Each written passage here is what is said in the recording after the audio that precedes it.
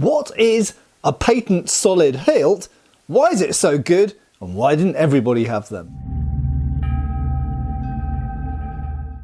Hi folks, Matt Easton here of Schola Gladiatoria and Easton Antique Arms as well. Now this is a somewhat old school video for my channel, and that is coming back to looking at the subject of Victorian military swords, but it actually covers a wider topic than that, that's really about the construction of swords, what's a good design feature, how it featured in other areas of history, and when we're looking at designing swords, how we think about what is a good and a bad thing, and some of the drawbacks of what might on the surface of it seem to be purely a good thing. What drawbacks might there be to actually doing that on all swords? So first up, in a nutshell, what a patent solid hilt is something that the Wilkinson Sword Company really kind of made famous as a custom order option on officers' swords, whereby it has a full width tang. If we just zoom in on the sword there, you can see that the grip plates on this grip are the full width of the tang, and you can actually see the front of the tang there. So in other words, rather than having a form of stick tang, essentially a hidden tang that goes up inside and is secured by a nut at the end, or peening at the end, like most medieval swords were made, and most swords in history, frankly. Instead, this is a full width tang, which is almost the same shape as the grip. Now, Wilkinson didn't invent this. In fact, we could say that, well, who did invent this? We don't know, an unnamed person, but there was a British sword maker by the name of Charles Reeves, who operated out of Birmingham, a city in the Midlands of England, which was famous for the gun trade, but also made swords and bayonets. A big manufacturing centre of the industrial age in Britain and the Victorian period. Now, Charles Reeves was a gun and sword maker, and he designed a type of tang here which was first featured on a regulation sword. This is the 1853 pattern British cavalry sword that has a full width tang on it, and in this case you can actually see, if we have a look here, you can see the tang fully exposed at the front and the back. So literally in this case, the shape of the grip is the shape of the tang. Now clearly that's very strong. Now Charles Reeves's assertion was that this was a new invention and that it would make swords basically better and stronger, and he sold this idea to the British government. Great bit of marketing there. It was patented in 1853. It was first kind of warranted in 1852, but patented in 1853, and immediately went into production with a new sword for the British Army, for the British Cavalry, the 1853 pattern. So clearly Charles Reeves built a huge company out of this concept. Now, before we go into whether it's good or bad and the strengths and weaknesses of it, and indeed did he invent it, we're just briefly gonna shoot off at a tangent to say that because this became the regulation cavalry sword, a lot of officers who buy their own weapons. So if you join the army as a private, if you go into the cavalry, that's called a trooper, and as a trooper you are issued a weapon, and it might not always be the same one. So it will be taken off a rack in the armory, much like a rifle in the modern military today, or bayonet, and it will be given to you for however long it's however long it's out for, assigned to you, and then it will be put back into the armory afterwards. So it is the property of the government. First of all, the regiment, and secondarily the War Department branch of the government, essentially. So it's owned by the Crown. It's not owned by you. This is something you borrow.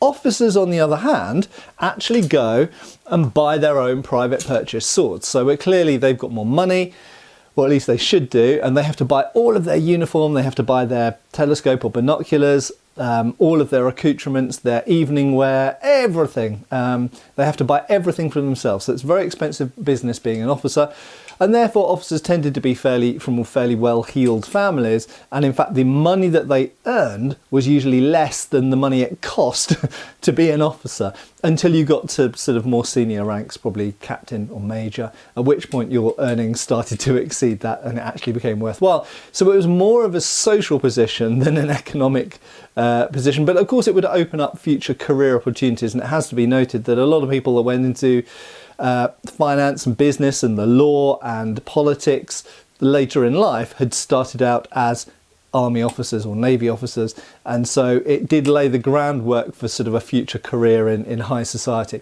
Anyway, So they wanted their own version of the full width tang, and so initially some of them went to Charles Reeves. Now I actually have a really early example here that's pre-patent. Now if you want to learn more about this specific sword, then there's actually an article, I'll link that down below. There's an article about this sword and the patent solid hilt, or patent tang as it's sometimes called, the full width tang, and the history of it, if you want to read in more detail down below. But essentially Charles Reeves started making officers' versions. So this is an officers' version made in probably between 1850 and 1852, so pre-patent.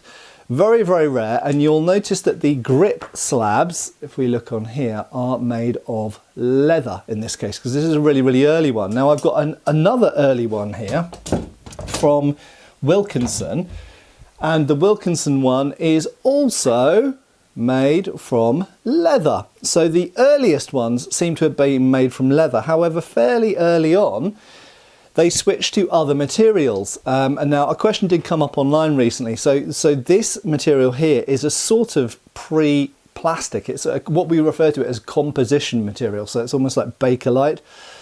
So it went by various different chemical compositions and various different names, and there were different versions. Some were a little bit more rubbery, a bit more gutta-percha, some are a bit more Bakelite-like. But they're pretty tough, durable things. They can be chipped and they can be worn down, but nevertheless, they're similar to horn in consistency. Now, in addition to the leather ones and the composition grips, there were also some that were made of wood, checkered wood. There were some that were made of horn. There were some that were even made of things like ivory and stuff, I think, as well. So the fact is that it could be made of any material. It does seem that the earliest ones were made of leather, and later on most of them were made of this composition material. So there we go. We've explained what the patent solid hilt is. It's essentially a full width tang. You'll notice on the officer's version we have what's called a back piece or back strap, and that actually covers up the back side of the tang. But I assure you, having restored these swords, if you take that back piece off, you can see the back of the tang. So the tang is almost the full width of the grip. So whether it's a trooper's cavalry sword, and the 1853 was followed by the 64 pattern, and then the sort of 82, and then the 85, the 1890, 99, all of these had full width patent solid hilt tangs. And if you paid extra money, you could get that on your officer's sword. But it's very important to note that most officer's swords did not have them. So here I have another special order custom officer sword, but you'll notice it does not have the tang visible at the front. These are the standard grips, and these are the grips that you normally got on your officer sword. You didn't normally get a full width tang unless you paid for it, and you had to pay quite a bit extra, between 50 and 100% more on top of the standard price to get a full width tang. So generally speaking, the only people that paid the money to get this full width tang were either people with a huge amount of money, or because it was being given as a present by someone else and they wanted to show off, hey look, we got you the special one.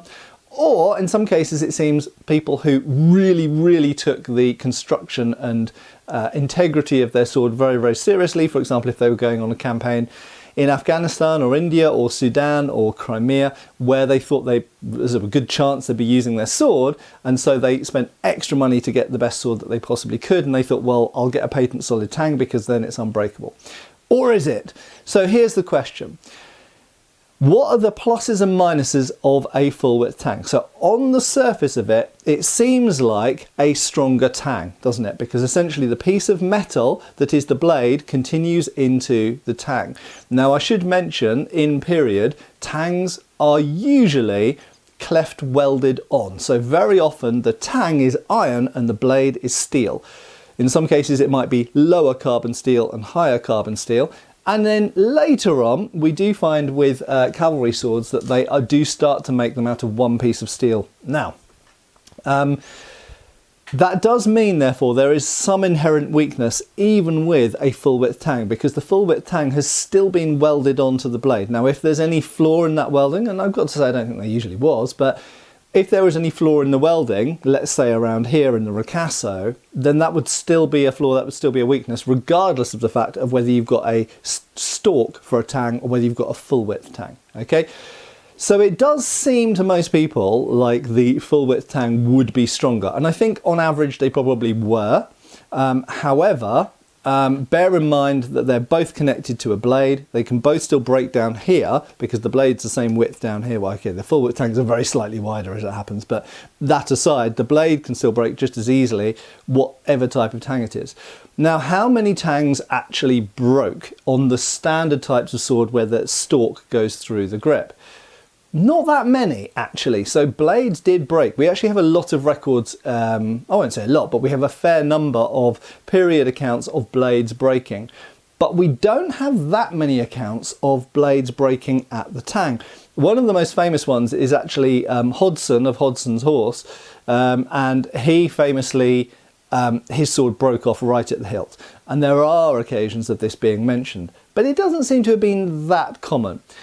And I think one of the reasons for that is because, going back to what I mentioned a minute ago, the tang and the ricasso area is actually iron. Now, when something is iron, it doesn't get hard and brittle. When you heat treat it, it stays soft. So the iron is more like to bend. So actually, when we look at antiques, I can't actually remember ever having seen an antique or the remains of an antique where the tang was broken, because actually the tangs are quite soft and malleable. They're quite easy to stretch, they're quite easy to bend, and they're quite easy to peen at the end because they're not hardened steel, they're soft iron. So, do we gain a lot more strength having a full width tang as opposed to having an iron stalk for a tang? I think we do gain extra strength, but whether it makes a huge difference on a soft piece of iron, I'm actually not that convinced. I don't think that many tangs actually broke. Anyway, so that aside, that's the strength. What disadvantages are there to having a full width tang? Well, essentially it comes down to cost and inconvenience of manufacture and weight. Those are the two main things. So you might just say, why not have all swords having a full width tang? Now, if we look to continental Europe or America, what we will find is this was a British phenomenon. So it's no question that there was some marketing and some prestige involved.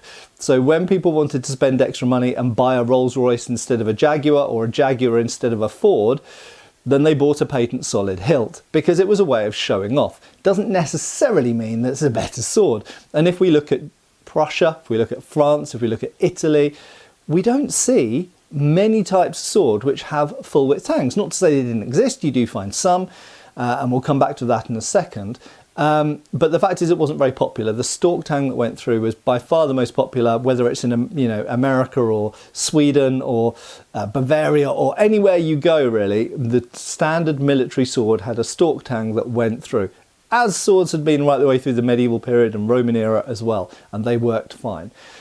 So I don't think it's necessarily kind of like a massive functional benefit, but it was for a prestige benefit in Britain particularly, and some of these were exported to other countries as well by companies like Wilkinson and Reeves and Mole and other companies. But it comes at a cost, so it is more difficult to manufacture this hilt for certain small reasons. One of those being that the aperture in the guard is quite difficult to, if you've got a full width tang with that kind of shape, to make the hole in the guard such that you can actually get it over the tang and down and connect it all. So it is more hassle to make, it's more time consuming, it's more difficult, and it uses more material to some extent as well. So it was more expensive to make and a little bit more tricky. Also, it adds more mass because the tang is now the full width of the grip. And also, in order to have the guard sit up against the blade and not sort of slide onto the blade, you have to make the blade slightly wider at the base here. So for that reason, patent solid hilt swords tend to be heavier than their non-patent solid hilt sort of parallels. Okay, right, so disadvantages: cost, inconvenience, weight. Advantage: a little bit of added strength, maybe, although it might be unnecessary added strength. Okay, final thing is, did Charles Reeves, I just grabbed the 1853 pattern again, did Charles Reeves actually invent the patent solid hilt? Well, as I've asserted before, no, he didn't. What he did was he repackaged, remarketed, and then somehow got a patent to call it the Reeves patent solid hilt or solid tang. And it amazes me that he got the patent granted in 1853, because All sorts of swords in previous history had had full-width tangs. A standard German Langmesser has a full-width tang. A standard butcher's knife has a full-width tang. Lots of Bowie knives, which have been churned out by the thousands in Sheffield and shipped out to America in the 1830s and 1840s and 50s, had full-width tangs. Full-width tangs were in no way, shape or form a new thing. The only thing that Charles Reeves did was, number one, decide to put it on a cavalry sword, and number two, get it patented. And like I say, I'm amazed that he managed to get the patent granted, because it wasn't a new idea. It was literally, you could walk into any shop selling knives in London or Birmingham at that time in 1853 and buy a knife off the shelf which had the exact same hilt construction as this cavalry sword. So really all Reeves did was introduce a very, very hundreds of years old, thousands of years old perhaps, actually if we look at Bronze Age swords, they're basically patent solid hilts. He basically took Bronze Age technology and somehow got a patent because he'd applied it to a 19th century cavalry sword. Kind of amazing. Charles Reeves, incidentally, as a sort of epilogue, his company went bankrupt in the end anyway, and Wilkinson essentially inherited the patent solid tang sort of title and the rights to use it. I think he probably got a royalty fee out of it for the rest of his natural life, but basically Wilkinson took it over. Not to say other companies didn't do it. Pillin did it, Mole did it, Thurkel did it, various other companies did it, Garden, various other companies used the full-width tangs.